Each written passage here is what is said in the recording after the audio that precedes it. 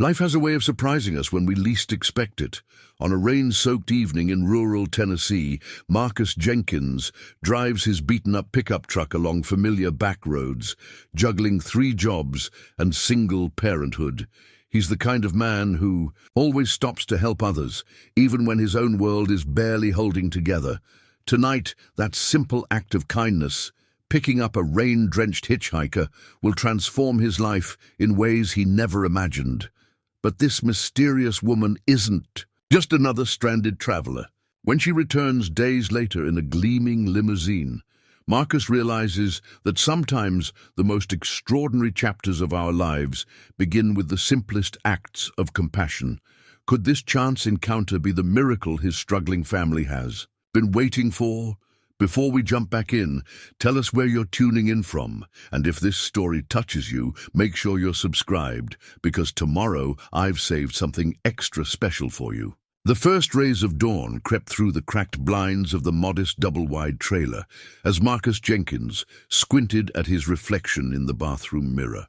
Dark circles under his eyes told the story of another restless night, but he managed. A practiced smile.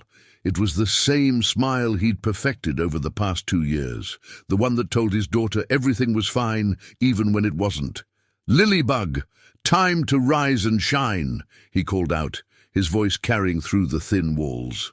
Muffled groan answered from the adjacent room, followed by the soft padding of small feet. Lily appeared in the doorway, her wild brown curls forming a halo around her sleepy face. At 8 years old, she had her mother's delicate features, but Marcus's determined spirit. "5 more minutes, Daddy," she pleaded, clutching her worn stuffed rabbit. Marcus knelt down, straightening her mismatched pajamas. "Sorry, kiddo, you know the drill. I've got the early shift at the warehouse, then straight to Pete's garage." Lily's bottom lip quivered slightly. "I miss when you could take me to school." The words hit Marcus like a physical blow, but he maintained his smile. "Me too, baby. But Mrs. Rodriguez next door is going to take good care of you this morning, just like always." As Lily trudged off to get dressed, Marcus noticed a piece of paper peeking out from under her bedroom door. He picked it up, his heart catching at the crayon drawing. It showed 4 figures: himself, Lily, Mrs. Rodriguez, and off to the side, separated by a thick black line, a woman with long brown hair, Sarah, his ex-wife. The drawing spoke volumes about how their life had changed. 2 years ago, he'd been a regular dad with a regular job and a regular family. Now he was juggling 3 jobs, barely keeping up with bills, and watching his daughter try to make sense of a world that had shifted beneath her feet. Marcus tucked the drawing into his wallet, next to the growing stack of unpaid medical bills from Lily's recent bout with pneumonia. The illness had scared him more than he cared to admit, and the resulting debt had pushed their already precarious finances to the breaking point. In the kitchen, he packed Lily's lunch with practiced efficiency, a peanut butter sandwich, cut diagonally just the way she liked it, an apple, and the last pudding cup. He'd skipped lunch himself today, again. The cabinet's dwindling contents reminded him that payday was still 4 days away. "Found my shoes," Lily announced triumphantly, emerging from her room fully dressed in her favorite polka-dot dress and slightly scuffed sneakers. She paused at the small table where her breakfast waited, store-brand cereal and the last of the milk. Marcus watched as she ate, noting how she'd grown taller in the past months. The dress that had been knee-length in spring now hung above her calves. She'd need new clothes soon, another expense to somehow squeeze into their stretched budget. "Daddy?" Lily's voice pulled him from his calculations. "Can we go to the library? After school, Miss Thompson said they're having story time today." Marcus checked his mental schedule. The garage wouldn't need him until 4, giving him a rare 2-hour window between jobs. "You know what? That sounds perfect." Lily's face lit up, and for a moment, the weight of their circumstances lifted. These were the moments that kept him going, the simple joy in his daughter's smile, the way her eyes sparkled at the promise of stories and adventure. A horn honked outside. Mrs. Rodriguez right on time. Marcus helped Lily with her backpack, double-checking that she had everything she needed. At the door, she threw her arms around his waist in a fierce hug. "Love you, Daddy," she mumbled into his shirt. "Love you more, Lily Bug." He watched her skip down the steps to where their elderly neighbor waited in her weathered sedan. Alone in the trailer, Marcus allowed himself a moment of vulnerability. His eyes fell on the family photo still hanging on the wall, taken at Lily's 6th birthday party, before Sarah decided that small-town life and family responsibilities weren't what she wanted after all. Before she left them for a fresh start in Nashville, her sporadic calls and missed child support payments, the only reminder of her existence. He grabbed his keys and worn leather jacket, heading out to his pickup truck. The engine protested briefly, before turning over, and Marcus patted the dashboard appreciatively. "Just hold together a little longer, old girl. That's all I'm asking." As he drove through the awakening town of Pine Grove, population 2,347, Marcus nodded to familiar faces. There was old Mr. Peterson opening his hardware store, where Marcus sometimes picked up odd jobs on weekends. Jenny at the diner, who always slipped Lily an extra pancake when they could afford breakfast out. This town had been his home all his life, and despite its struggles, or maybe because of them, the community looked out for its own. But lately, even that hadn't been enough. The closing of the paper mill last year had hit everyone hard, and the for sale signs multiplying along Main Street told a story of decline that nobody wanted to acknowledge. Marcus knew he wasn't the only one working multiple jobs to stay afloat, but knowing that didn't make the struggle any easier. The sun climbed higher as he pulled into the warehouse parking lot, ready to start another long day. In his wallet, Lily's drawing reminded him why he pushed so hard, why he never complained, why he would do whatever it took to give his daughter the life she deserved. What he didn't know, couldn't know, was that the rain-soaked evening ahead would change everything. The warehouse air hung thick with dust and the whir of forklifts. Marcus moved with practiced efficiency between the towering shelves, checking inventory against his clipboard. His supervisor, Mike Thompson, approached with his characteristic shuffling gait. "Jenkins, got a minute?" Marcus nodded, already tensing. These conversations rarely brought good news. "Corporate's cutting hours again," Mike said, his weathered face apologetic. "I fought to keep your shifts, but starting next week, we're looking at 4 days instead of 5. The words hit Marcus like a physical blow. He thought of the stack of medical bills sitting on his kitchen counter, each one marked with increasingly urgent red stamps. Lily's pneumonia had required a 3-day hospital stay, oxygen therapy, and follow-up visits that their bare-bones insurance barely covered. "Mike, I can pick up extra weekend shifts, work through lunches." "I wish I could help," Mike interrupted, genuine regret in his voice. "But orders are orders. You're not the only one getting cut." Marcus ran a hand through his hair. Mental calculations. Spinning. The garage work was steady but part-time. His weekend handyman jobs helped, but they weren't reliable. Every dollar was already accounted for 3 times over. During his lunch break, which he spent working, Marcus pulled out the latest hospital bill. The numbers seemed to swim before his eyes. $1,437.82. Even with insurance and the payment plan he'd negotiated. It might as well have been $1 million. His phone buzzed. A text from Mrs. Rodriguez. "Lily coughing again. Not bad, but thought you should know." Fear gripped his chest. They couldn't afford another hospital stay. He couldn't bear to see Lily struggling to breathe again, her small body fighting for every breath while he stood by, helpless except for the promise that everything would be okay. The afternoon shift at Pete's garage provided a welcome distraction. Pete Romano was old school, the kind of boss who valued hard work and loyalty over corporate policies. The garage smelled of oil and rubber, honest smells that reminded Marcus of working on cars with his father years ago. "How's our girl doing?" Pete asked as Marcus started on an oil change. "Better. Still coughing sometimes, but better. Pete nodded, then hesitated. Listen, Marcus, I've been thinking. I could use help with the books, ordering parts, that kind of thing. Means more regular hours, maybe even benefits down the line. Marcus looked up from under the hood. Pete, I appreciate it, but you know I never finished that business course at the community college. Yeah, well, neither did I, Pete chuckled. But you've got sense, and you care about doing things right. That's worth more than any degree. Before Marcus could respond, a customer pulled in. Jenny from the diner, her ancient Corolla making sounds no car should make. Sorry to bother you boys, she called out, but she's running rough again. No bother, Marcus assured her, already moving to check the engine. He knew Jenny was as tight on money as anyone in town.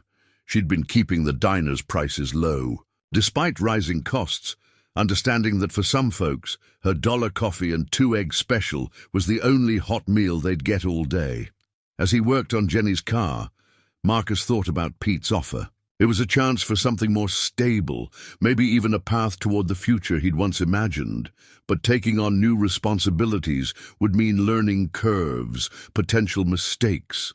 With Lily depending on him, could he afford to take that risk? The rest of his shift passed in a blur of oil changes, brake jobs, and minor repairs. Each customer had a story, a connection. There was Mr. Chen from the Asian market, who always slipped extra fruit into Lily's bag when they shopped. Mrs. Patterson, the retired teacher who'd started a food pantry in her garage after the mill closed. They weren't just customers. They were neighbors helping neighbors get by. At closing time, Pete appeared again, wiping his hands on a shop rag. Think about what I said. No pressure, but the offer's there. Marcus nodded, gathering his tools. His phone showed 3 missed calls from collection agencies and another text from Mrs. Rodriguez, this time with a photo of Lily reading to her cat, looking happy and healthy. The contrast between the threats in his inbox and his daughter's smile captured everything about his life right now. Joy and worry, love and fear, all tangled together. Back home, after Mrs. Rodriguez had gone and Lily was asleep, Marcus spread the bills across his small kitchen table. Hospital bills, utility warnings, credit card statements, a paper trail of their struggles. He arranged them by urgency, a ritual he performed every payday, deciding which ones could wait and which ones couldn't. The newest bill caught his eye. It was for Lily's follow-up appointment, the one where the doctor had finally given them the all clear. The amount wasn't large compared to the others, but seeing it there, stark black numbers on white paper, something inside Marcus cracked. He found himself thinking about Sarah, wondering if she ever lay awake at night worrying about their daughter. The child support checks, when they came, barely covered Lily's school supplies. But it wasn't just the money, it was the absence, the empty space where a mother should be. Thunder rumbled in the distance, promising rain. Marcus gathered the bills into a neat stack, tucking them away in a kitchen drawer already stuffed with similar reminders of their precarious situation. Tomorrow would bring another day of work, another set of challenges to overcome. What he didn't know was that tomorrow's rain would bring more than just storms.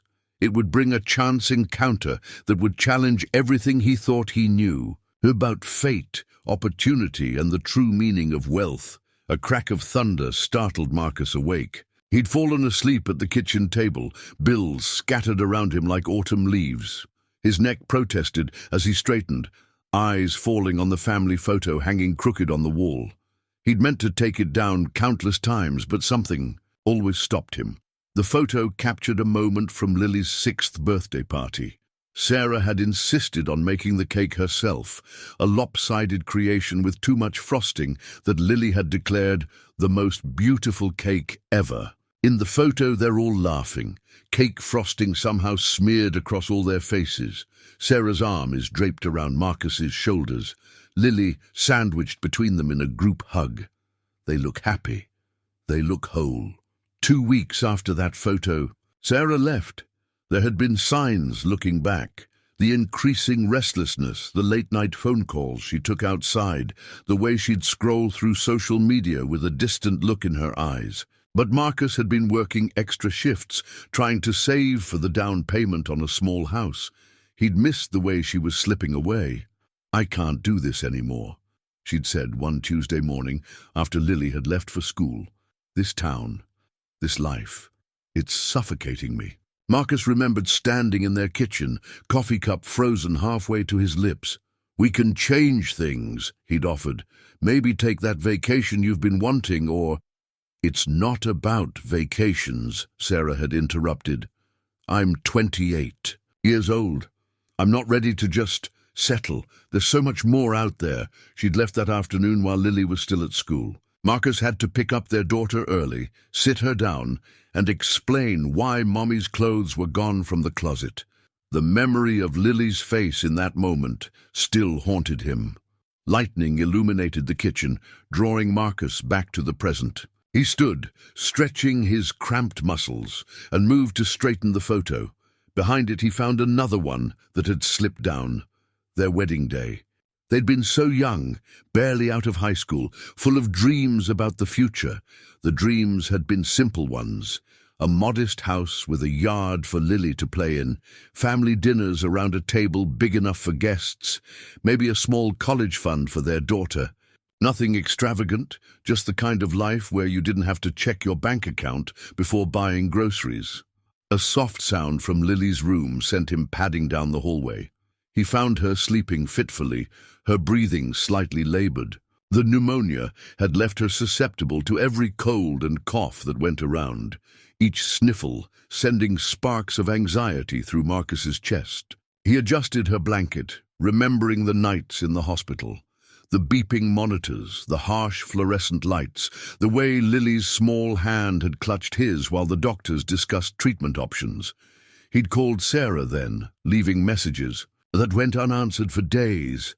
When she finally called back, it was from some music festival in Austin. "I'm sorry," she'd said, the sound of crowds nearly drowning her voice. "I'll send money when I can." The community had stepped in where Sarah had stepped out. Jenny from the diner organized a fundraiser breakfast.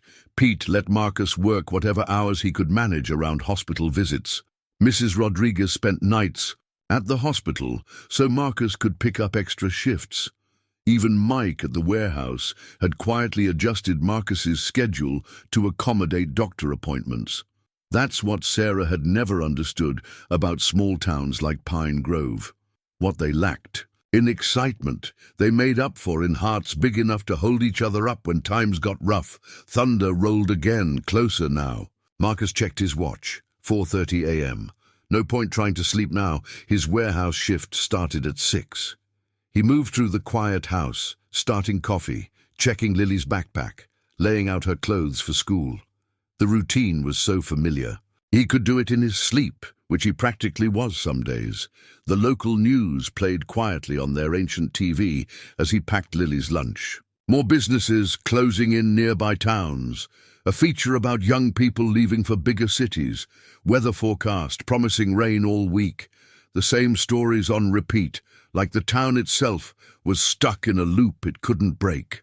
Marcus paused at the window, watching lightning split the pre-dawn sky. The weather matched his mood, unsettled, charged with something waiting to break.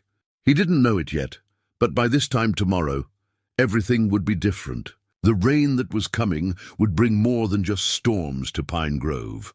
It would bring a chance to rewrite their story, to find out if sometimes the best dreams aren't the ones you plan for, but the ones that find you when you least expect them. The rain started just as Marcus finished his shift at Pete's garage. Fat droplets pelted the worn asphalt, carrying the metallic scent of approaching storms. He'd taken the longer route home tonight, the back roads that wound through dense woods and scattered farmland. Gas might be expensive, but the quiet drive helped clear his head after long days. Lightning flashed, illuminating the road ahead. Through the rhythmic swish of worn wipers, Marcus spotted a figure walking along the shoulder. At first, he thought his tired eyes were playing tricks on him. Nobody would be out walking in weather like this, But as his headlights swept closer, the figure became clear. A woman in business attire, one hand clutching a broken umbrella that had long since lost its battle with the wind. Marcus slowed his truck, years of small-town instincts kicking in. You didn't leave people stranded out here, especially not in weather like this. The woman turned at the sound of his approaching vehicle, her face partially hidden by rain-soaked hair. "Need a ride?" he called through the passenger window. She hesitated, and Marcus could understand why. He was a stranger in an old pickup on a dark road. "I'm Marcus Jenkins," he offered, trying to sound as unthreatening as possible. "I work at Pete's garage in town. Just finished my shift." Another flash of lightning, another crack of thunder. The woman glanced at the sky, then back at Marcus. Something in his face must have reassured her because she nodded. "Thank you," she said, hurrying to the passenger side. "My car broke down about a mile back. No cell service out here." As she climbed in, Marcus noticed several things at once.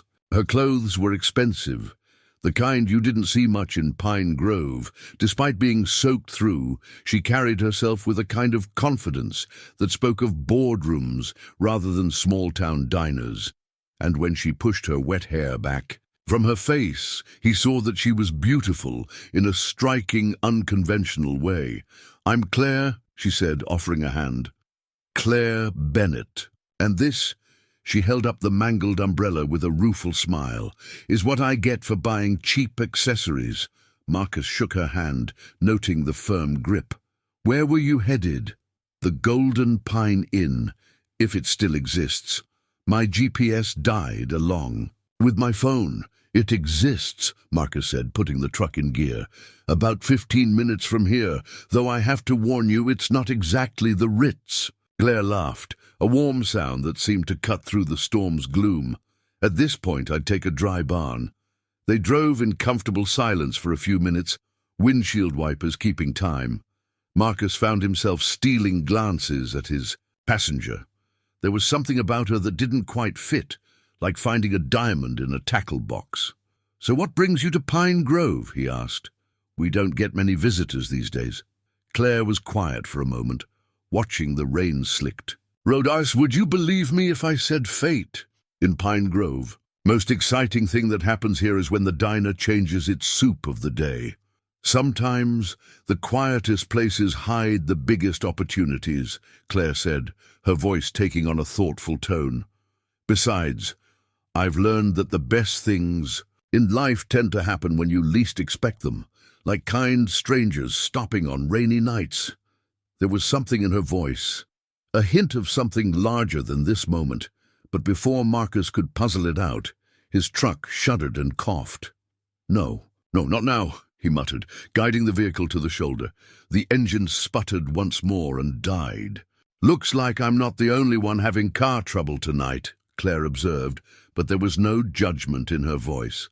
Marcus turned the key. The starter wheezed but wouldn't catch. He knew the sound. The fuel pump had finally given up. He'd been nursing it along for months, praying it would hold out until he could afford to replace it. "I can take a look," he offered, already reaching for the door. "But in this rain—" "You know," Claire said, touching his arm lightly, "sometimes a breakdown is just life's way of making us pause. Take a breath." Marcus looked at her, struck by the calm certainty in her voice. The rain drummed on the roof, creating a cocoon of sound around them. For a moment he felt disconnected from everything, the bills, the worries, the constant struggle. There was just this: rain, darkness, and a stranger who talked about fate like it was an old friend.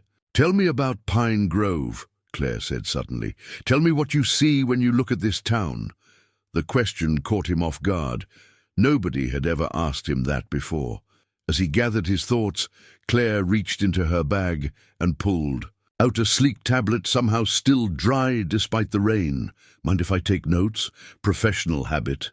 And there in his broken-down truck on a rain-soaked back road, Marcus found himself telling this elegant stranger about his hometown, about the mill closing, the struggling businesses, the way people still looked out for each other despite having so little themselves. About Jenny's diner and Pete's garage and the library where Lily loved to spend afternoons.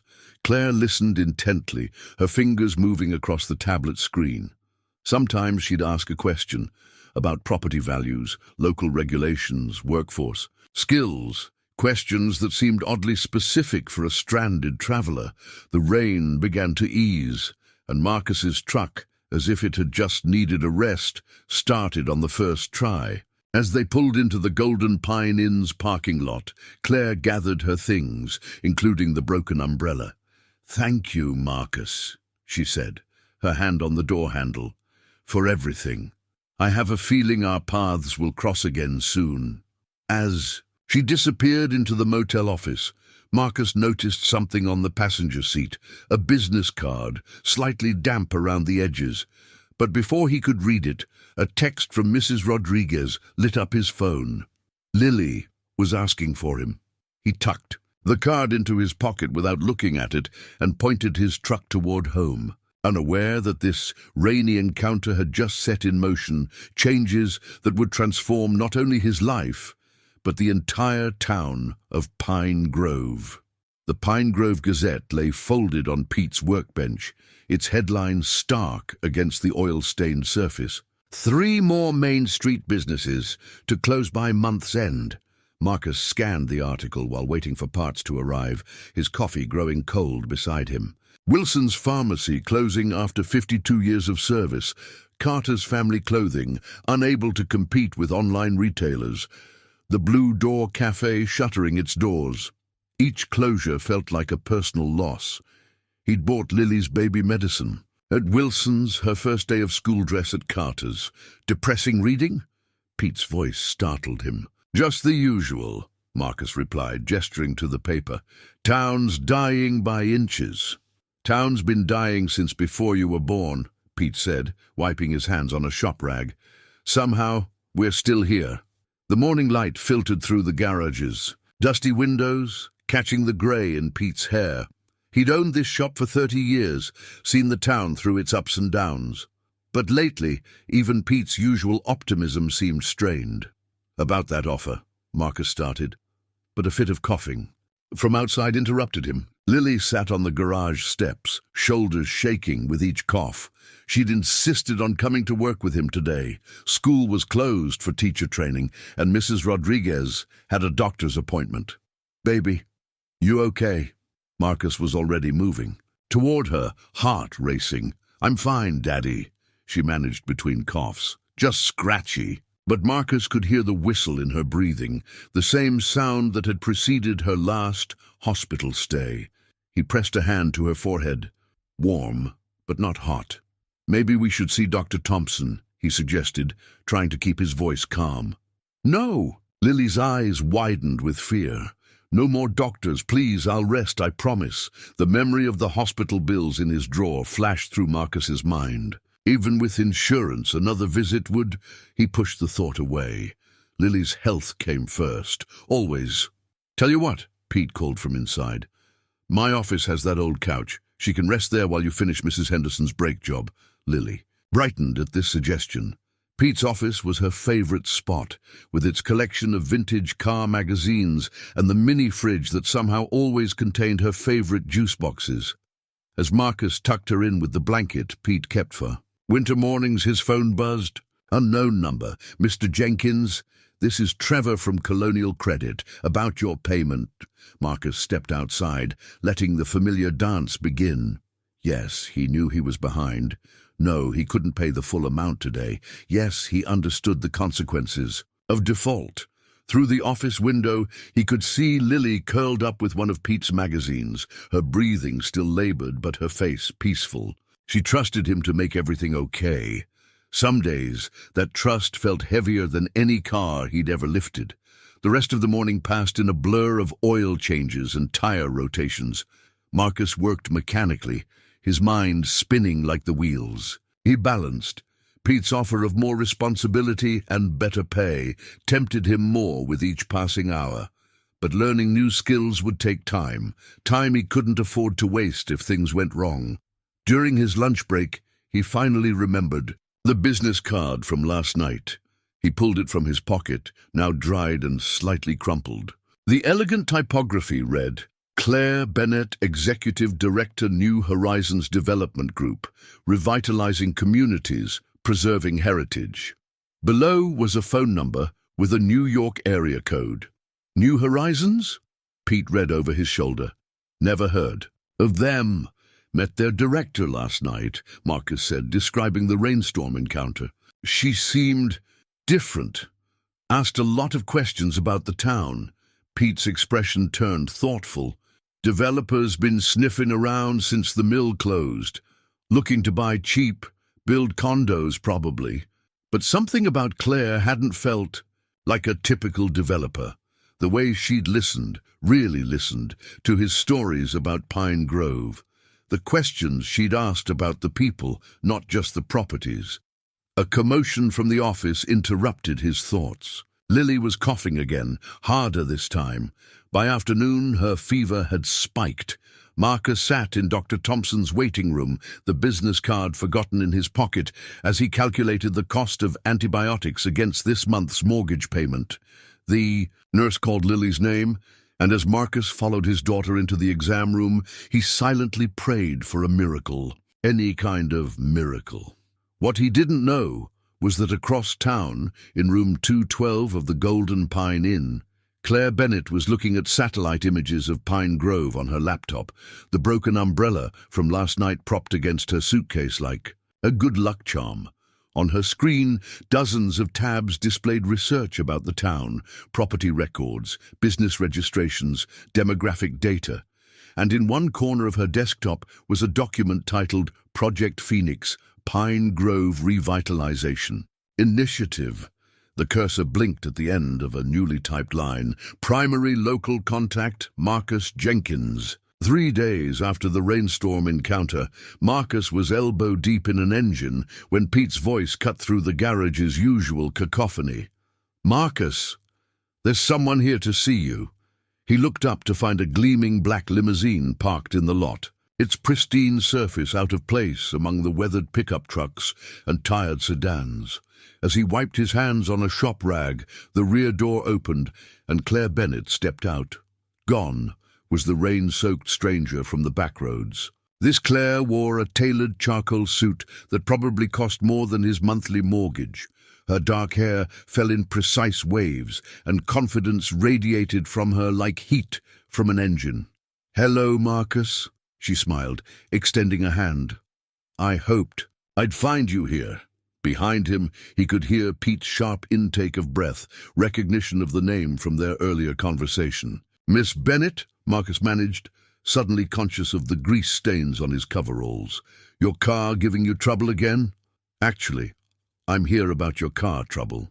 She reached into a leather portfolio. "And about Pine Grove's future." From the portfolio, she withdrew a thick document bound in navy blue. The cover read, Project Phoenix, Comprehensive Economic Revitalization Plan for Pine Grove, Tennessee. "I'd like to buy you lunch," Claire said, her tone making it clear this wasn't just a casual invitation. "There's something I need to show you." 20 minutes later, after a hurried cleanup and a knowing look from Pete, Marcus found himself sliding into a booth at Jenny's Diner. The proposal sat between them like a loaded gun. "I wasn't entirely honest about why I was in Pine Grove," Claire began, ordering coffee from a wide-eyed Jenny. "That night in the rain wasn't an accident. I'd been trying to figure out how to approach you." "Approach me? Why?" Claire opened the proposal to a carefully tabbed page. "Because sometimes the best way to understand a town is through the eyes of someone who truly loves it. That night, stuck in your truck, you gave me exactly what I needed, an unvarnished view of Pine Grove's heart." She turned the document toward him. The page showed architectural renderings of a revitalized Main Street. The familiar storefronts were there, but restored, vibrant. The vacant lot where the mill had stood was transformed into a mixed-use development.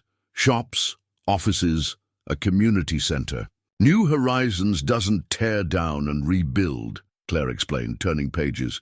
"We revitalize, Preserve what makes a place special while creating new opportunities for growth.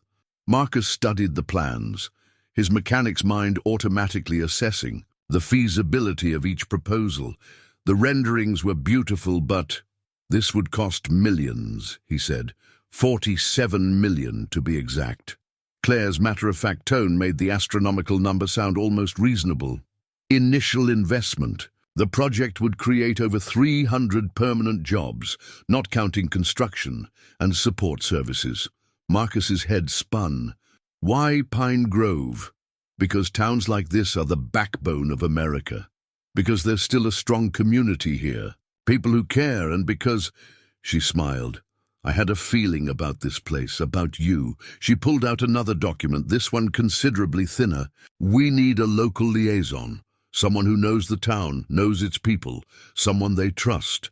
The implication hung in the air between them. Marcus stared at the papers, thinking of the medical bills at home, of Lily's cough, of Pete's offer that now seemed so small in comparison. I fix cars, he said finally. I'm not a businessman. You're a problem solver, a community builder. I've done my homework, Marcus. Ask around town about you. Everyone has a story about how you helped them. Fix something, found a solution. Through the diner's window, Marcus could see Main Street, Wilson's pharmacy with its going-out-of-business sign, Carter's Family Clothing's empty windows, the shuttered Blue Door Cafe where he and Sarah had their first date, the town council. Meets next week, Claire continued. We'd like you to help us present the proposal. Your voice, your understanding of what Pine Grove needs, it could make all the difference. Marcus thought of Lily's drawing, the one with the thick black line separating their broken family, of the hospital bills threatening to drown them, of Pete's garage and Jenny's diner and all the other struggling businesses fighting to survive. I'll need to think about it, he said. Claire nodded, sliding a business card across the table, crisp and new, unlike the rain-damaged one in his pocket. Take the proposal home, read it, share it with people you trust. But Marcus, her eyes held his. Don't take too long. Opportunities like this, they're like that night in the rain. Sometimes you have to decide whether to stop or keep driving. As she stood to leave, she placed a small object on the table, the broken umbrella from the rainstorm. A reminder, she said softly, that sometimes our worst moments can lead us exactly where we need to be. Marcus watched her limousine pull away, the blue proposal heavy in his hands. Through the diner's window, he could see his reflection overlaid. On the tired storefronts of Main Street, behind him, Jenny was already on the phone, undoubtedly spreading the word about the mysterious woman in the fancy car. Change was coming to Pine Grove. The only question was whether he was ready to be part of it. The Pine Grove Community Center hadn't been this full since the mill closure announcement 2 years ago. Marcus stood at the back, watching familiar. Bass's violin, Jenny from the diner, serving coffee from industrial-sized thermoses. Pete, deep in conversation with Mr. Wilson from the pharmacy. Mrs. Patterson, the retired teacher, distributing photocopied agenda sheets. At the front of the room, Claire arranged presentation materials with practiced efficiency. She'd traded her power suit for a more approachable blazer and slacks, but still managed to look elegantly out of place among Pine Grove's casual attire. Quite a turnout, Mayor Thompson observed, joining Marcus. Your mystery woman's got everyone talking. The mayor's secretary, Barbara, bustled past with a stack of papers, official meeting minutes ready to record whatever happened next. Marcus caught glimpses of the letterhead. Pine Grove Town Hall. Special session. Project Phoenix presentation. Places, everyone, Barbara called, her voice cutting through the murmur of conversation. Mayor Thompson will begin in 5 minutes. Marcus felt a tug on his sleeve. Lily looked up at him, excitement dancing in her eyes. Daddy, Mrs. Rodriguez says I can sit with her in the front row. He watched his daughter skip toward their elderly neighbor, her new dress, a gift from Claire, swishing around her knees. The antibiotics had worked. Her cough was almost gone. The bill for them, however, still sat unpaid on his kitchen table. The mayor's gavel brought the room to attention. I call this special session of the Pine Grove Town Council to order.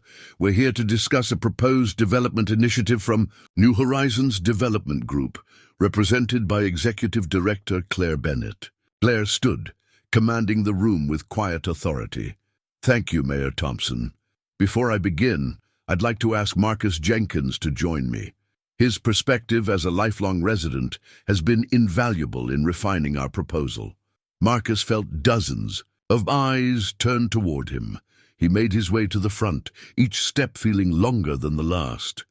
Claire gave him an encouraging nod as the lights dimmed for the presentation. Pine Grove stands at a crossroads, Claire began, her voice carrying to every corner. The question isn't whether change will come, but what kind of change we choose. The renderings appeared on screen, drawing gasps from the audience. Main Street transformed, but familiar, like seeing an old friend who'd gotten a makeover without losing their essential character. The mill site would become a mixed-use development, Claire continued, retail, offices, apartments, but with architectural elements that honor the building's industrial heritage. Marcus watched the crowd. Some faces showed hope, others skepticism. Mr. Wilson leaned forward, squinting at employment projections. Jenny scribbled notes on her order pad. Then the questions began. "Where's the money coming from?" demanded Frank Carter of Carter's Clothing. "New Horizons has secured private equity funding," Claire answered smoothly. "No taxpayer burden." "What about existing businesses?" Jenny asked. "Will we be pushed out?" "Actually," Marcus found himself speaking, "the plan includes rent controls for current business owners and grants for modernization." He hadn't meant to jump in, but seeing Jenny's worry spurred him forward. "Look, I've spent days going over every detail of this proposal. They're not here to replace us.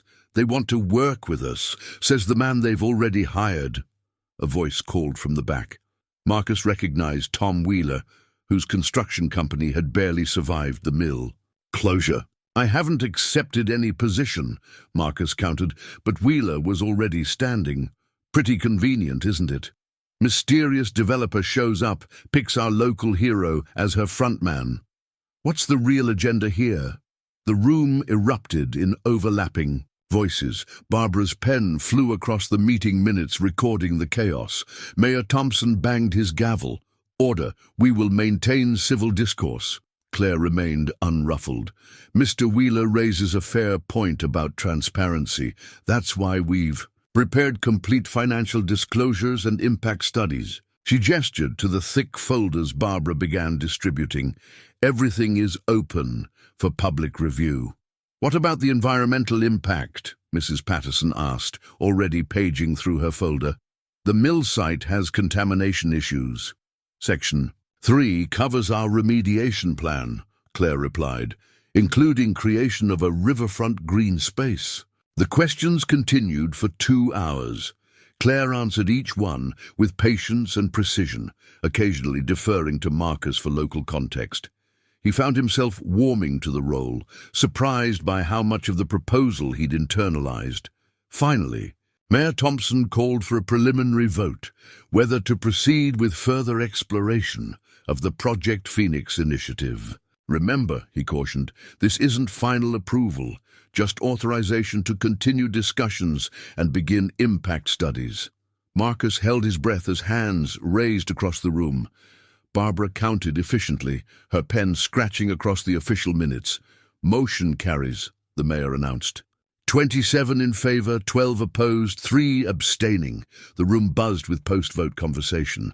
Marcus felt Claire's hand on his arm. "You were wonderful," she said softly. "You've got a gift for this, you know." Before he could respond, Lily crashed into his legs, hugging him tight. "Daddy, does this mean we're going to have a movie theater and a park with a fountain?" He lifted her up, despite her growing too big for it. "We'll see, baby. There's still a lot of work to do." Over Lily's shoulder, he caught Tom Wheeler watching them, his expression unreadable. Wheeler turned away, gathering a small group of other opponents in the corner. As the crowd thinned, Marcus noticed Barbara completing the meeting minutes with a final flourish. The last line read, "Motion passed. Project Phoenix preliminary approval granted. Next steps, formation of Community Advisory Board, environmental impact studies, detailed financial review." Claire gathered her materials, energy still radiating from her despite the long session. "Dinner?" she suggested. "We should celebrate. Lily too, of course." Marcus hesitated, feeling the weight of Wheeler's stare, hearing the whispers already starting. "Actually," he said, "I think we need to talk about what happens next. Really talk." Claire's smile dimmed slightly, but she nodded. "Of course. Tomorrow? There's something else I need to show you anyway." As they left the community center, Marcus noticed Lily had fallen asleep in Mrs. Rodriguez's arms, clutching one of Claire's glossy Project Phoenix brochures. The sun was setting behind Main Street's tired buildings, painting them in golden light that made them look almost as promising. As the renderings, change was no longer coming to Pine Grove. It had arrived, and Marcus had just publicly tied himself to its success or failure. The letter arrived at Claire's hotel 3 days after the town hall meeting. No return address, just her name typed in stark black letters. Inside, words had been cut from newspapers and magazines pasted in a jagged line. "Leave Pine Grove alone. You don't belong here. Last warning." Marcus studied the letter in Claire's hotel room, fighting the urge to crumple it in his fist. "We should call the police." And tell them what? Claire was at the window, watching the sunset paint the town in shades of amber. That someone made. A collage. "This isn't New York, Marcus. I don't want to start a panic. At least let me talk to Sheriff Davis." "No!" She turned, her expression determined. "This is exactly what they want. To frighten us, slow us down. We can't let them." But Marcus noticed she'd moved her laptop closer, angled the screen away from the window. The threat had rattled her more than she was letting on. "Any idea who sent it?" "Could be Wheeler's group. They've been vocal enough." She sighed, running, a hand through her hair. "Or anyone, really. Change frightens people." A knock at the door made them both jump. It was just room service. Claire had insisted on ordering dinner when their meeting ran late.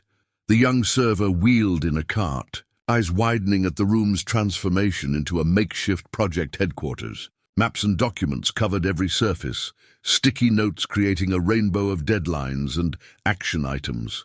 After he left, Claire picked at her salad, while Marcus spread out the latest architectural plans. But the letter sat between them like an unwelcome guest. "Maybe we're moving too fast," Marcus said finally. "The town's barely had time to process everything. Time is luxury we don't have. The equity funding has deadlines. If we don't show progress, I know, but these are people's lives we're talking about, their homes, their businesses, their future," Claire added softly. "That's what Wheeler and his group don't understand. Without this project, Pine Grove will die. Maybe not tomorrow, but soon." Marcus thought of the closure notices in the Gazette, the growing number of empty storefronts. She wasn't wrong. His phone buzzed. A text from Mrs. Rodriguez. "Lily asking for bedtime story. Says it's not the same when I read it." "Go," Claire said, reading his expression. "We can finish this tomorrow." He gathered his jacket but hesitated at the door. "Lock up behind me?" "Marcus." She smiled, but it didn't reach her eyes. "I've handled worse than anonymous letters." Outside, the night air carried the first hint of autumn. Marcus walked to his truck, mind churning. The letter wasn't just a threat to Claire.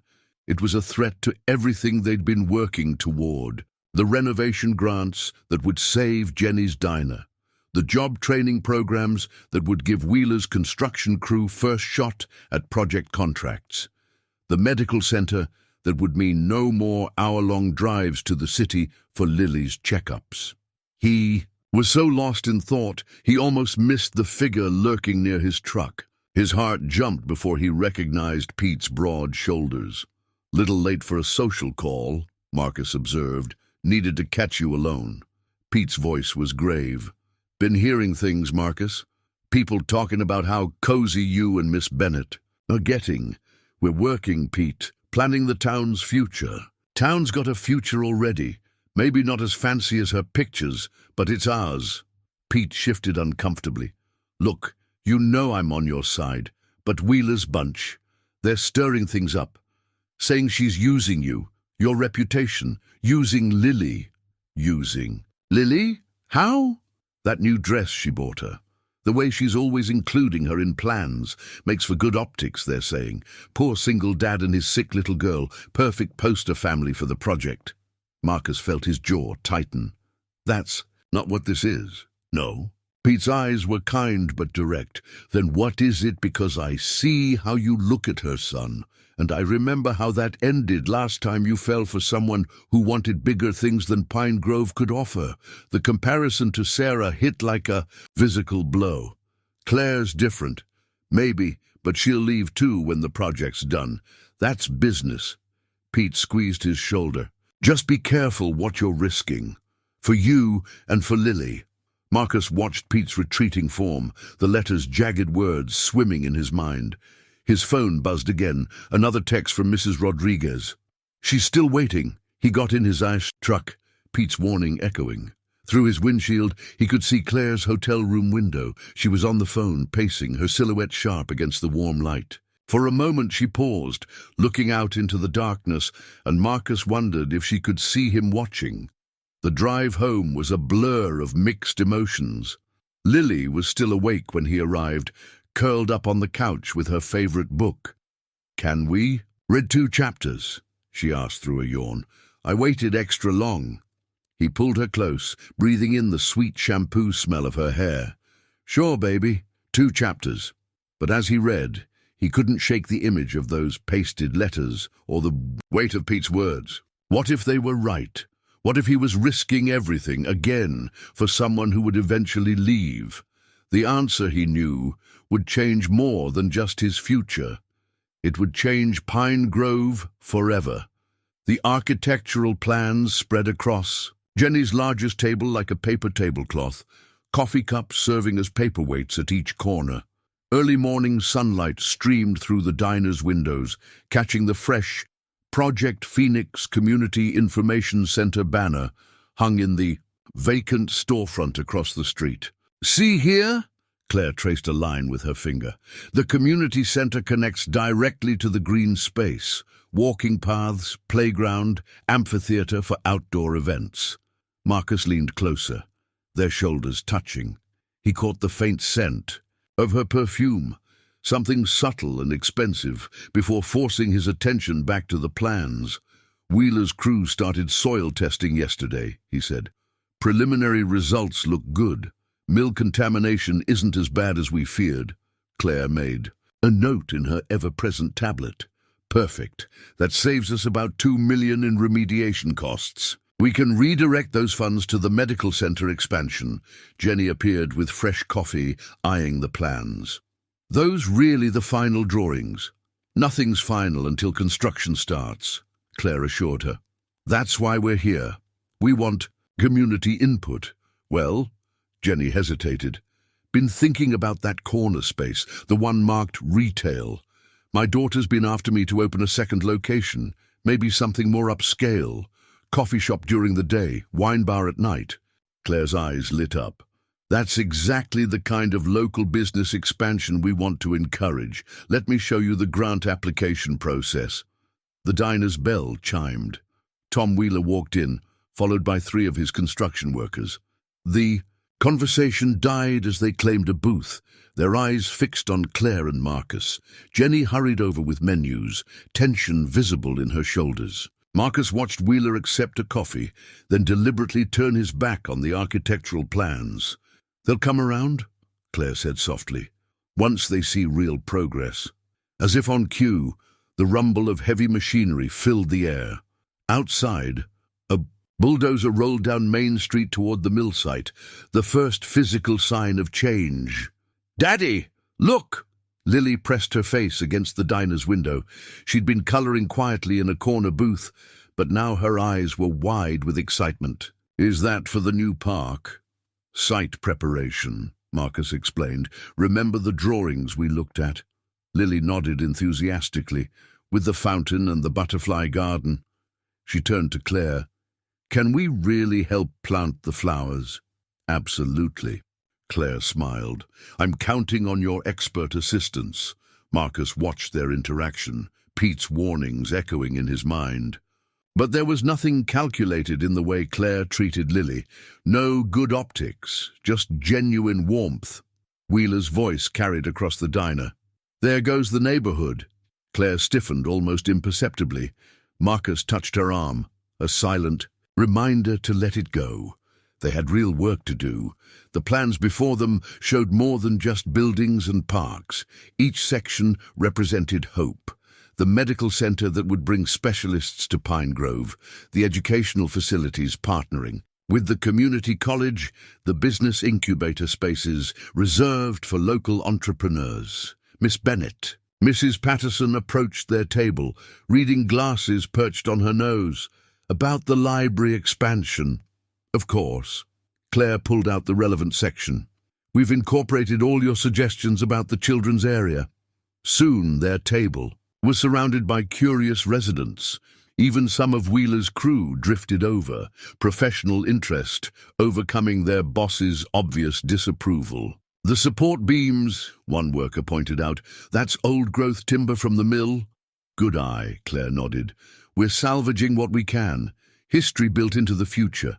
Marcus watched her work the crowd, answering questions, easing concerns. She'd shed her big city armor, adopted a warmer style that put people at ease. But it wasn't an act.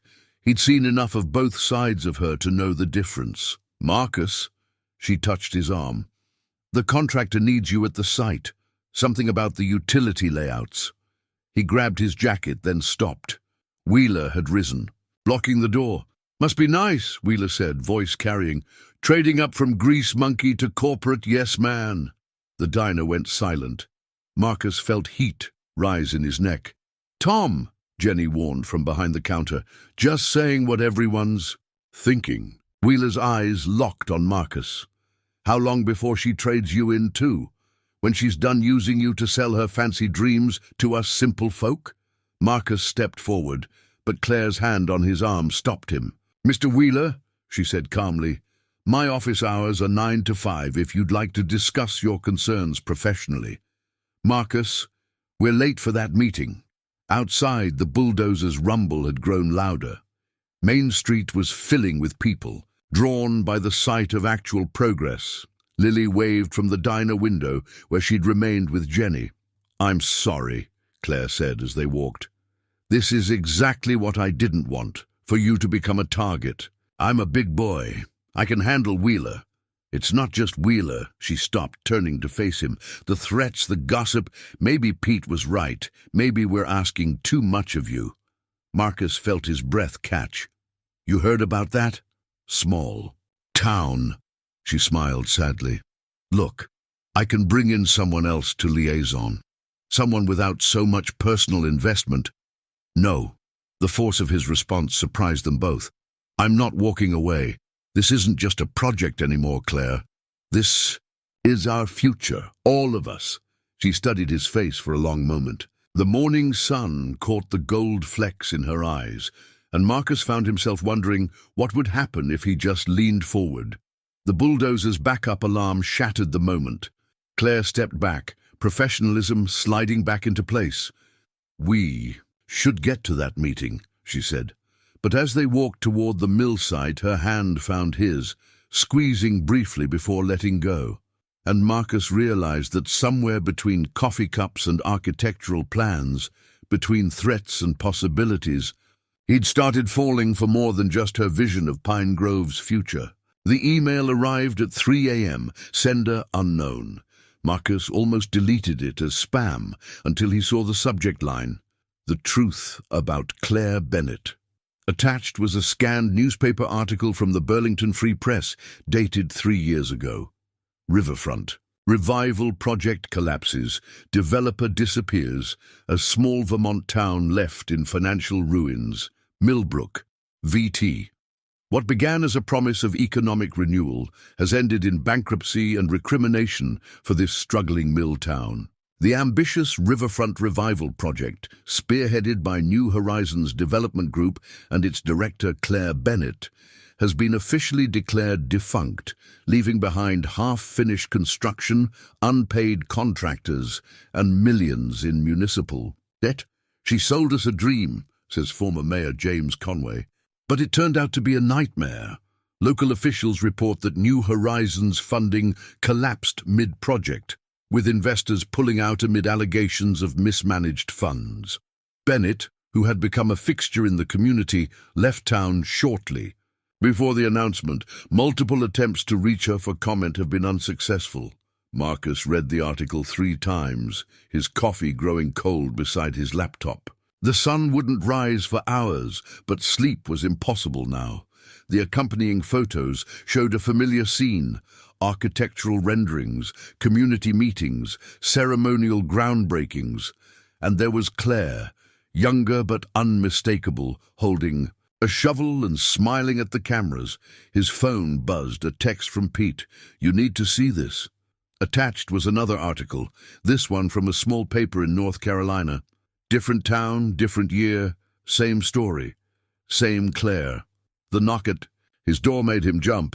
Through the window, he recognized Wheeler's truck in the pre-dawn darkness. "You've seen it?" Wheeler asked when Marcus opened the door. "How many people have you sent this to?" "Everyone who needs to know the truth." Wheeler's face showed no triumph, just grim determination. "Emergency town council meeting's been called for noon. Thought you deserved a heads up given everything." After Wheeler left, Marcus tried calling Claire, straight to voicemail. He drove to the Golden Pine Inn, but her room was dark. The front desk clerk confirmed she'd left late last night for an emergency meeting in Nashville. By sunrise, the articles were everywhere. Jenny's diner hummed with urgent conversations.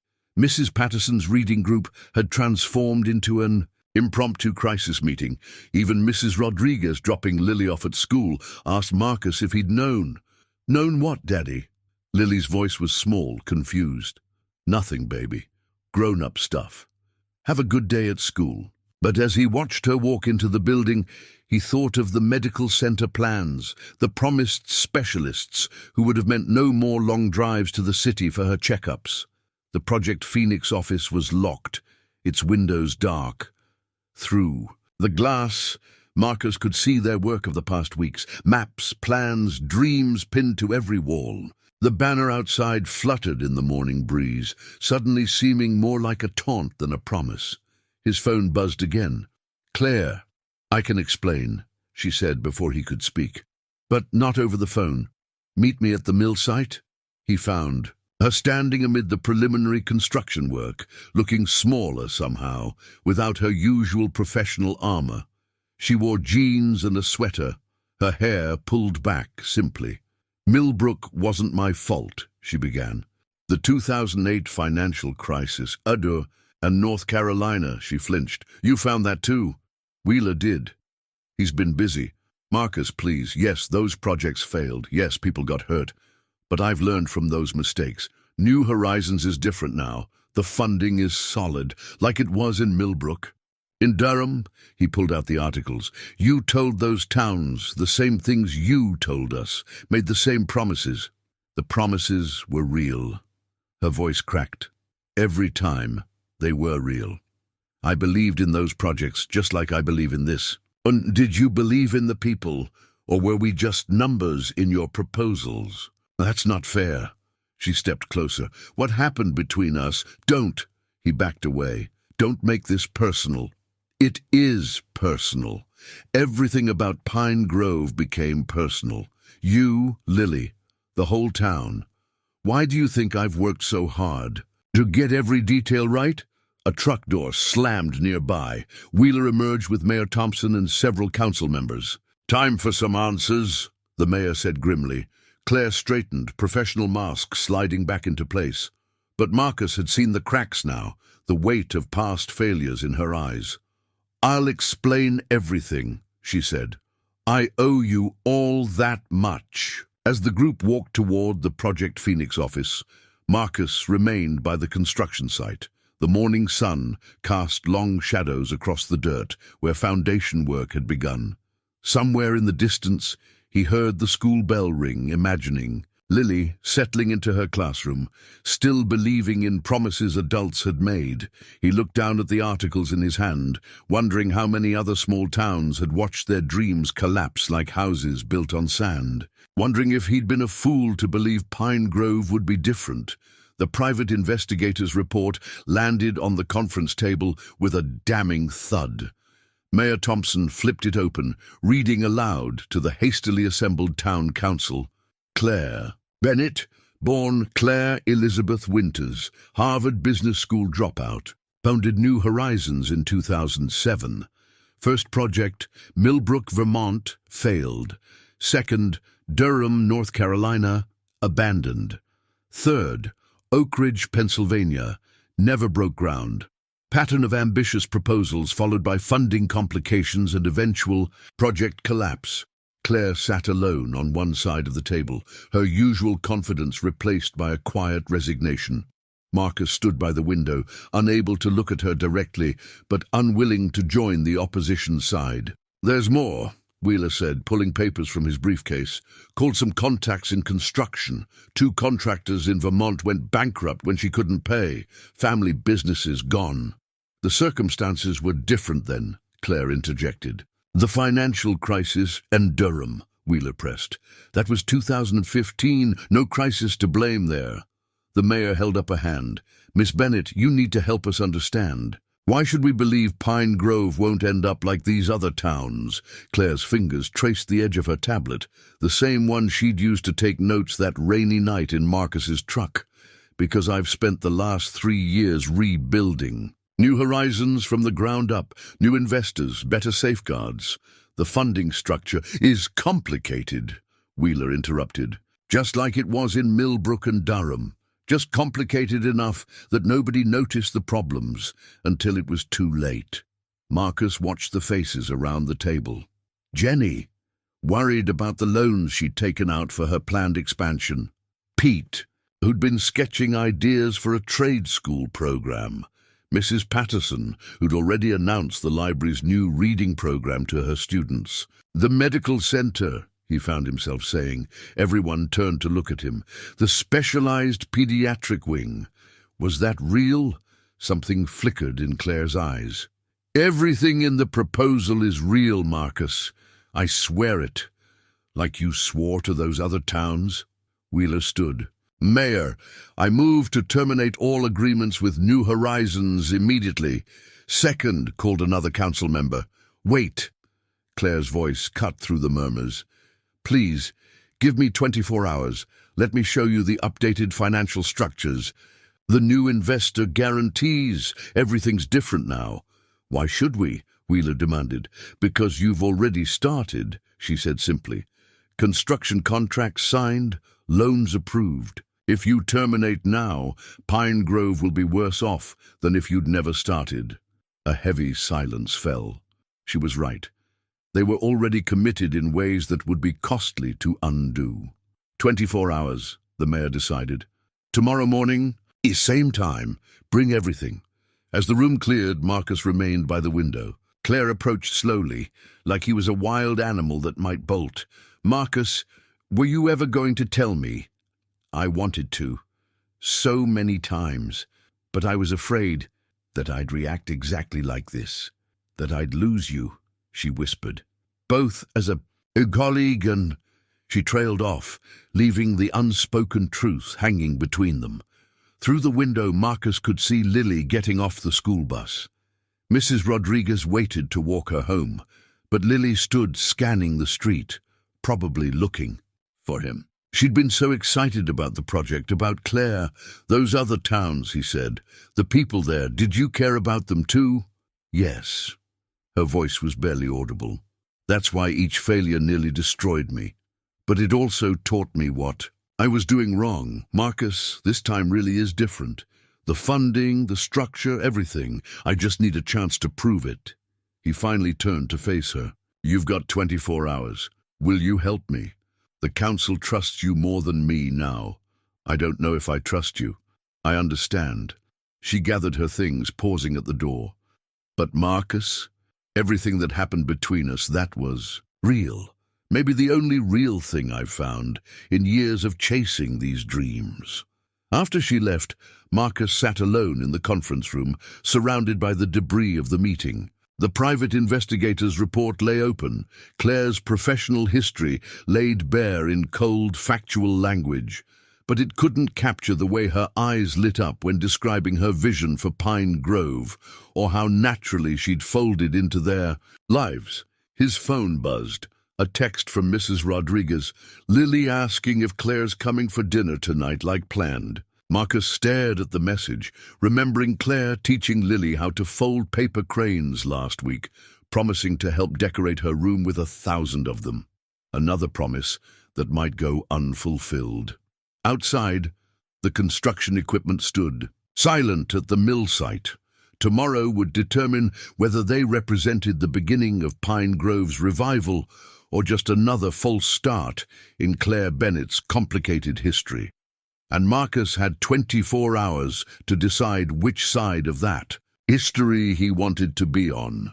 Marcus sat in his truck outside Pine Grove General Hospital, a manila envelope heavy in his hands. Inside were Lily's medical records, every emergency room visit, every specialist consultation, every prescription that had stretched their budget to breaking point. Dr. Thompson had been surprised by his request to see the complete file. "Planning to switch doctors?" she'd asked. "Just need to understand something," he'd replied. Now parked under the harsh fluorescent lights, he spread the records across his steering wheel. The pattern was clear. Fewer emergencies since Claire's proposed medical center had brought in visiting specialists.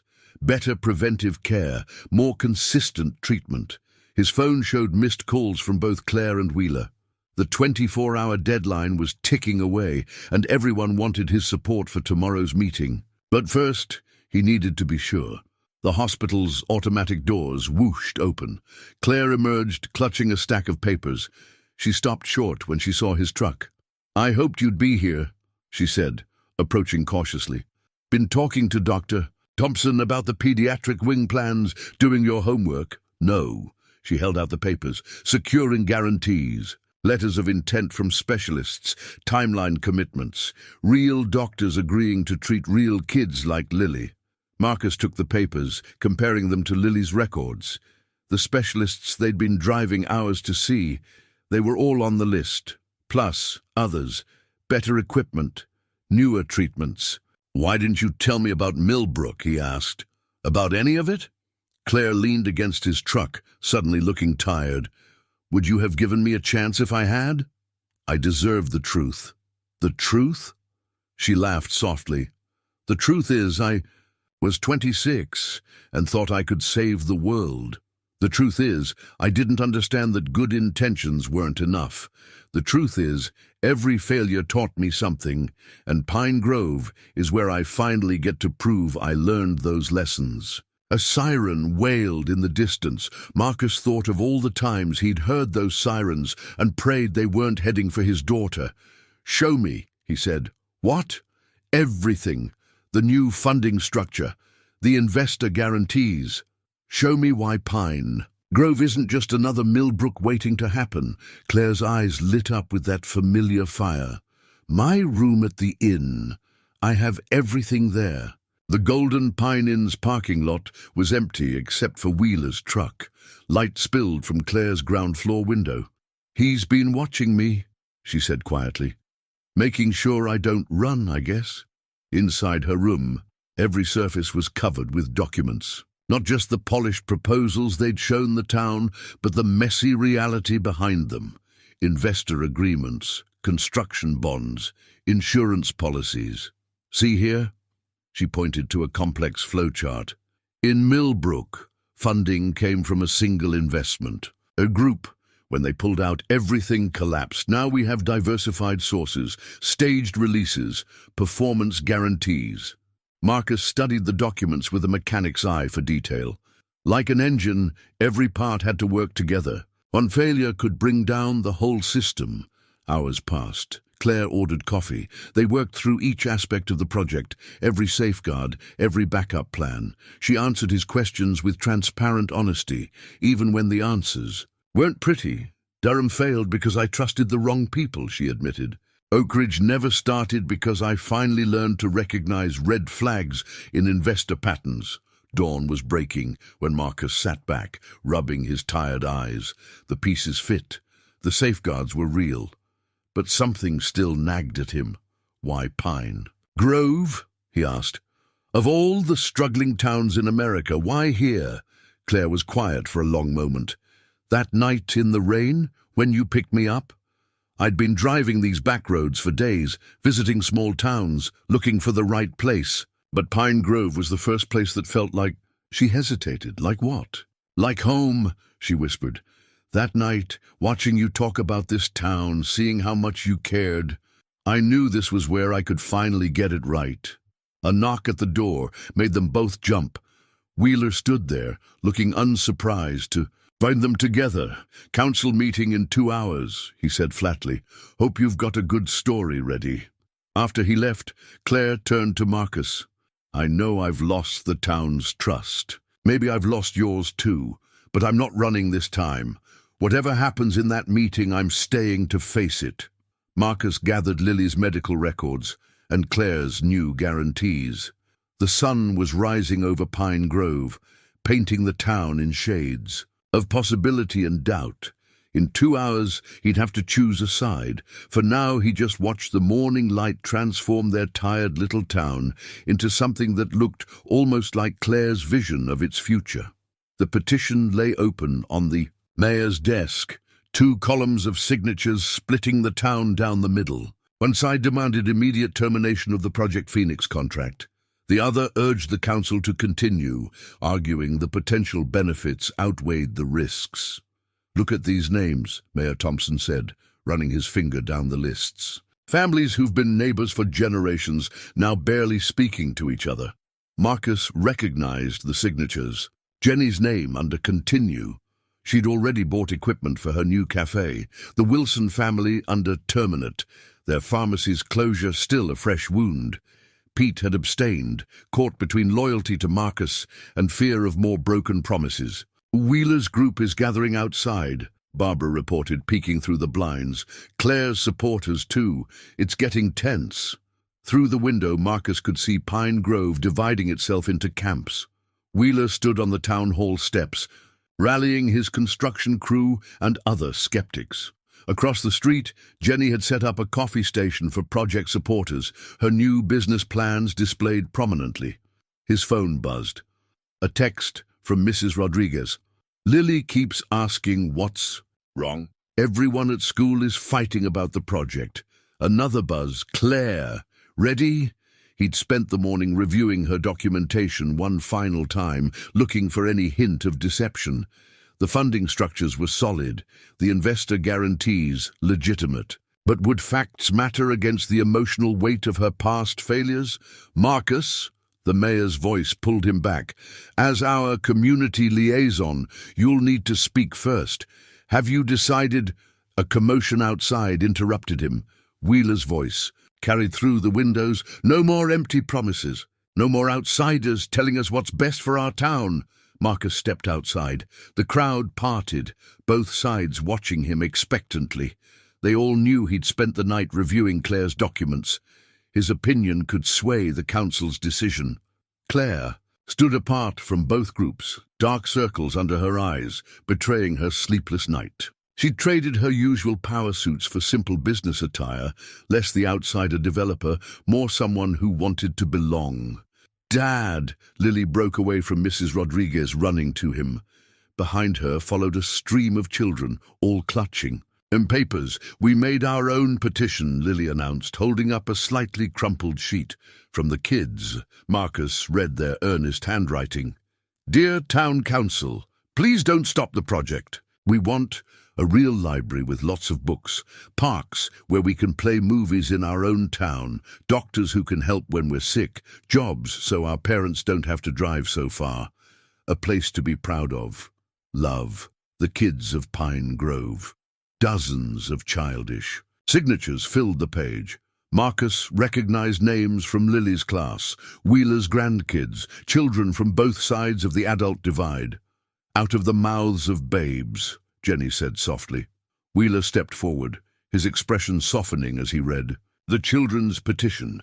Kids don't understand about risk, about people who make promises they can't keep." "No," Marcus finally spoke, "but they understand hope, and maybe they see something we're missing." The town hall clock struck 9. Barbara appeared at the door. "Council's ready." As people filed in, Marcus caught Claire's eye. She nodded slightly, understanding passing between them. Whatever happened next would change Pine Grove forever. The only question was how. The mayor called for order. The petition, now 3 versions, laid out before the council. Outside, the morning sun touched the abandoned mill site where construction equipment stood silent, waiting to either build a new future or be hauled away as another dream died. Marcus adjusted his tie, Lily's small hand warm in his. In his pocket, he carried Claire's detailed plans alongside his daughter's medical records, proof of both what they could lose and what they might gain. The time for doubt was over. Pine Grove needed a decision. As he stepped to the podium, he felt the weight of every signature, every hope, every fear in the room. Behind him, Claire held her breath. Before him, Wheeler crossed his arms, and somewhere in between lay the truth about second chances, not just for Claire or the project, but for Pine Grove itself. The leather-bound journal sat unopened before the town council. Claire's hands trembled slightly as she touched its worn cover. "Before you vote," she said, her voice steady despite her shaking hands, "there's something you need to see. My personal journal started the day Millbrook failed. Every lesson, every mistake, every step that led me here." She opened to a dog-eared page dated 3 years ago. "Millbrook's gone. Everything I worked for, destroyed by my own blind optimism. I thought passion was enough. I was wrong. People trusted me and I failed them. Never again. If I ever get another chance, I'll do it right or not at all." Marcus watched from his seat as Claire turned pages, years of private reflection laid bare before the council. Durham, day 1. "This time will be different. Better planning, stronger contracts." Durham, final day. Another failure. "Not from lack of planning, but from trusting the wrong people. My father always said character matters more than contracts." Oak Ridge. "Walked away today. Saw the warning signs I missed before. Better to disappoint them now than destroy them." Later, Wheeler shifted uncomfortably in his seat. The journal painted a picture different from his investigations. Not a serial con artist, but someone learning hard lessons at great personal cost. "Pine Grove, first night," Claire read. Her voice softening. "Met a man in the rain today. Watched him talk about his town with such love, such hope. For the first time in years, I saw possibility instead of just opportunity. This place is different. These people are different.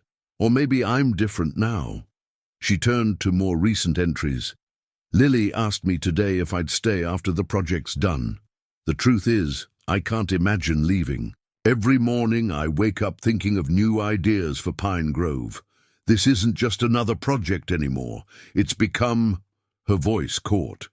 Marcus found himself standing. "It's become home," he finished for her. The council chamber hushed. Claire looked up, tears threatening. "Yes," she whispered, "home." Mayor Thompson cleared his throat. "Miss Bennett, these journal entries are compelling, but emotions don't pay bills. We need concrete assurances." Claire straightened, professional mask sliding back into place. She laid out the documents Marcus had studied through the night: funding guarantees, construction bonds, legal protections.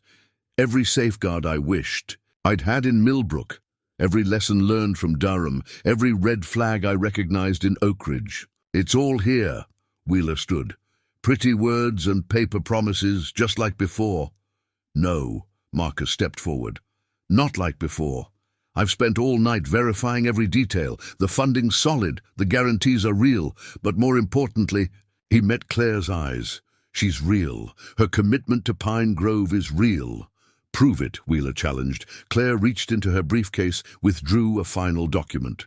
Already have. As of this morning, I've purchased the old Anderson house on Maple Street. Not a hotel room, not a temporary office. A home. She smiled slightly. It needs work, but I hear there's a good handyman in town. Murmurs rippled through the chamber.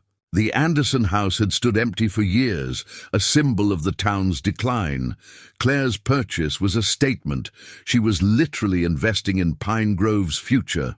Furthermore, she continued, I've transferred 20% of New Horizons' ownership to a community trust. Pine Grove won't just be a client, it'll be a partner with real control over the project's direction. The mayor leaned forward. You're willing to give up that much control? I'm willing to bet my company's future on Pine Grove, because somewhere between that rainy night and now, this stopped being just another project. It became a chance to prove that sometimes our worst failures can lead us to our greatest opportunities. She touched the journal again. Every page in here taught me something, but Pine Grove taught me the most important lesson. Sometimes finding home means being brave enough to try again. Lily, who had been sitting quietly beside Mrs. Rodriguez, suddenly spoke up, like when I fell off my bike. You said I had to get back on, even though I was scared. Exactly like that, sweetheart. Claire smiled. Wheeler cleared his throat. Pretty speeches aside, the risk is real, Marcus interrupted. Every dream worth chasing has risk. But look around. Empty storefronts, failing businesses, kids leaving town as soon as they graduate.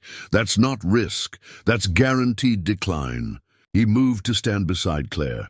I've seen every document, asked every hard question, but in the end it comes down to this. Do we want to be another dying small town? Or do we want to be the place that proved second chances aren't just for people?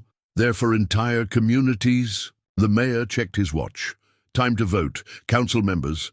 One by one, hands raised.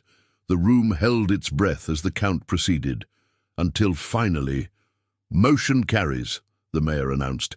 6-3 in favor of continuing Project Phoenix. Under the revised terms, the chamber erupted. Jenny hugged Claire. Pete clapped Marcus on the back. Even some of Wheeler's crew looked cautiously optimistic.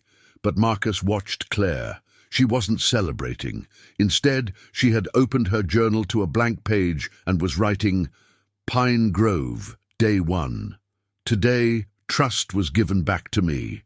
Now the real work begins, proving it was deserved. 6 months later, the before and after photos lined the walls of the newly opened Pine Grove Community Center. Marcus stood before them, remembering each moment they captured. Before, the abandoned mill. Windows broken, weeds growing through concrete. After, a gleaming medical center. Its architecture preserving the mill's historic facade, while housing state-of-the-art facilities inside. Before, Main Street's empty storefronts, faded "for lease" signs in dusty windows. After, Jenny's wine and coffee bar doing steady business next to Wilson's newly renovated pharmacy, now part of a regional healthcare network. Before, the vacant lot where kids once played in puddles after rain. After, Phoenix Park's fountain throwing rainbows in the sunlight, children's laughter mixing with the splash of water. Admiring your handiwork? Claire's voice came from behind him. She'd just finished giving a tour to potential investors for Phase 2. Our handiwork, he corrected, turning to face her. She looked different now, still professional but softer somehow, more at home in Pine Grove's pace. Wheeler stopped by the site today, she said, moving to stand beside him. His crew's ahead of schedule on the trade school building. Marcus smiled. Wheeler's initial opposition had turned to grudging respect, then active participation as he saw the project's impact. His construction company now had contracts throughout the region, training local youth in the process. A familiar coughing sound made them both turn. But this time, Lily's cough was just a small cold, easily treated at the new pediatric clinic where Dr. Thompson now had a full-time practice. "How's my favorite architect?" Claire asked as Lily approached, carrying her latest drawing. "Look," Lily held up a carefully colored blueprint. "I designed a butterfly garden for the park." Claire studied the drawing with serious attention. "These plant choices are excellent. Want to present it at the next community planning meeting?" Lily beamed. She'd become a regular at project meetings, her natural enthusiasm for design fostered. By Claire's encouragement, more photos caught Marcus's eye. Before, the old Anderson house. Paint peeling, porch sagging. After, the same house restored to its Victorian glory, Claire's restored vintage car in the driveway. Before, Pete's garage, a simple repair shop. After, Pete's Automotive Academy, training a new generation of mechanics, while maintaining the personal touch that made the original special. The transformations weren't just physical. Each photo told a story of revival. Mrs. Patterson teaching digital literacy classes in the new library wing. Mrs. Rodriguez leading senior fitness programs in Phoenix Park. Jenny hosting wine tastings that drew visitors from neighboring counties. Local artists displaying work in the converted warehouse gallery. "Dad," Lily tugged his sleeve, "can we show Claire the surprise now?" Marcus checked his watch. Perfect timing. They led Claire outside as the sun began to set. Main Street had come, alive with twinkling lights strung between restored lampposts. Music drifted from the direction of the park. "What's going on?" Claire asked. "Town's throwing a party," Marcus explained. 6 months since Project Phoenix broke ground. They rounded the corner to find what seemed like the entire town gathered in Phoenix Park. Jenny's coffee bar had set up a refreshment station. Wheeler's. Her crew had built a temporary stage where local bands would play later. "Speech!" someone called as Claire approached. Others took up the cry. She shook her head, but Marcus gave her a gentle push toward the stage. As she stepped up, he saw her touch. The journal she always carried, no longer a record of failures, but a chronicle of redemption. "6 months ago," she began, "you took a chance on someone who had failed before. You chose hope over fear, possibility over safety." She paused, looking out over the crowd. "But the real transformation isn't in the buildings or the businesses. It's in how we've learned to trust again, in others, in ourselves, in the future." Marcus felt Lily slip her hand into his. On his other side, Pete appeared with Mrs. Rodriguez. Wheeler stood nearby, arms crossed but smiling. Even Sarah had visited last week, amazed by the changes in her old hometown. "Someone once told me," Claire continued, finding Marcus's eyes in the crowd, "that Pine Grove wasn't just another dying small town." He was right. It was a place waiting to be reborn, a place where second chances aren't just given, they're earned, day by day, choice by choice. As if on cue, the fountain's lights came on, painting the gathering in soft colors. Children played near the new playground while their parents chatted on benches dedicated to town founders. Teenagers helped elderly neighbors to comfortable seats, then hurried to set up their band equipment on stage. The after photos couldn't capture this, the intangible renewal of community spirit. But Marcus saw it in every face, every interaction. Pine Grove hadn't just been rebuilt, it had been reborn. Later, as music filled the park and stars appeared above the restored town square, Marcus found Claire sitting on their favorite bench. "Having second thoughts about staying?" he asked, only half joking. She opened her journal, showing him the day's entry. "Some people spend their whole lives looking for home. I found mine on a rainy night on a back road in Tennessee." Marcus sat beside her, watching Lily teach younger children how to fold paper cranes near the fountain. "We still have a lot of work to do." "We do," Claire agreed. "But now we know something we didn't 6 months ago." "What's that?" She smiled, taking his hand. "That sometimes the best dreams aren't the ones we plan. They're the ones we find when we're brave enough to take a chance on trust, on change, on love." He finished quietly. Her answer was a kiss, soft and sure. There in the heart of the town, they had helped rebuild together. The wedding invitation sat prominently displayed in Jenny's coffee bar, its elegant script catching the morning light. Together, with their families, Marcus Jenkins and Claire Bennett request the honor of your presence as they join their lives and dreams. In the heart of the town, they helped rebuild Phoenix Park, Gazebo Pine Grove. Tennessee Lily picked the location, of course. The newly built gazebo overlooked the fountain where she'd first shared her park designs, surrounded by the butterfly garden grown from her childhood drawings. The town had insisted on helping. Jenny coordinated the catering, her wine bar's success, allowing her to bring in specialties from across the region. Wheeler's crew built the dance floor, a gift that spoke louder than words about how far they'd come. Mrs. Patterson's library group arranged flowers, and Mrs. Rodriguez spent weeks teaching local children to fold paper cranes for decoration. Even Sarah returned for the occasion, her presence a testament to healing and growth. She found a changed pine grove, and perhaps a changed self in the process. The invitation became more than just a wedding announcement. It symbolized Pine Grove's renewal, a community coming together to celebrate not just two people joining their lives, but the rebirth of hope itself. In the margin of the invitation, Lily had added her own touch, a small drawing of a family, whole and happy, standing before a town full of possibilities. 1 year later, the time capsule gleamed in the autumn sunlight as Mayor Thompson prepared to seal it beneath Phoenix Park's cornerstone. Inside, the town had gathered items telling their story of transformation.